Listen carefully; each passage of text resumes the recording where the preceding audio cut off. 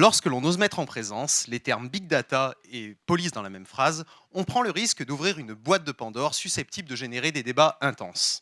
Face aux annonces des agences commerciales, non extrapolées, cela va de soi, beaucoup de fantasmes se matérialisent. Attention, Minority Report n'est pas loin. Big Brother est so trendy. Les uns sont pour le fichage généralisé, tandis que d'autres, munis de leurs sécateurs, se disent prêts à aller sectionner à la main les réseaux de câblage optique par lesquels transite le World Wide Web, et ce, pour protéger l'humanité d'un bien obscur mal. Si, je suis sûr que plusieurs d'entre vous voient tout à fait de quoi je veux parler.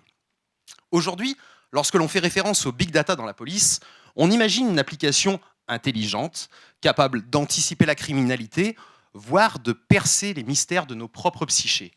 On connaît la chanson, quelques années passent et nous découvrons que cette super intelligence peaufine en secret une stratégie diabolique pour prendre le leadership de notre bonne vieille planète bleue. Je plaisante, mais il est toutefois nécessaire de notifier que nous sommes à 1000 lieues de l'intelligence globale dont le fonctionnement serait parfaitement autonome. Dans ce domaine, il convient de prendre toute annonce avec des pincettes. Vous pouvez donc souffler un peu.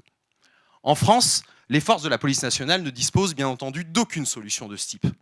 Il semble que dans l'Hexagone, même Big Brother serait contraint de devoir rendre des comptes à la CNIL s'il souhaitait analyser des données personnelles. Mais je ne vous le cache pas, il n'en demeure pas moins que les policiers ont accès à une multitude de données à exploiter. Des données de plus en plus volumineuses et variées, et donc difficiles à traiter par des procédés humains.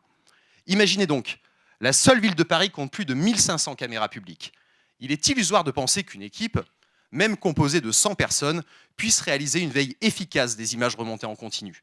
Et c'est pourquoi il est de plus en plus question d'automatiser le traitement de certaines données massives, pour repérer la présence de colis abandonnés ou pour générer des alertes lorsque des groupes d'individus en viennent aux mains.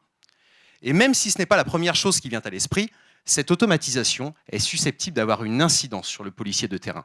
Parce que jusque récemment, ce policier s'en remettait uniquement à son intuition pour décider.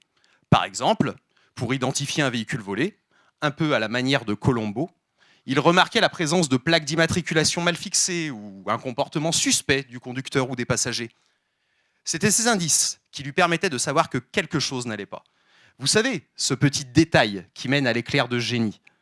Dorénavant, ce sont des systèmes automatiques couplés au réseau de caméras de vidéoprotection qui permettent de remarquer un problème et de le notifier à ce même officier de police sur le terrain. Il génère une alerte lorsqu'un véhicule signalé volé est par exemple identifié. Et nous, notre objectif, c'est de déterminer si, dans cet univers où l'analyse de données tend à régner en maître, l'intuition de notre bon vieux Colombo parvient toujours à s'exprimer. Car l'expression de l'intuition repose bien souvent sur des détails parfaitement anodins. D'ailleurs, comme disait Peter Falk, c'est fou ce qu'un détail peut avoir son importance quand on s'y attache.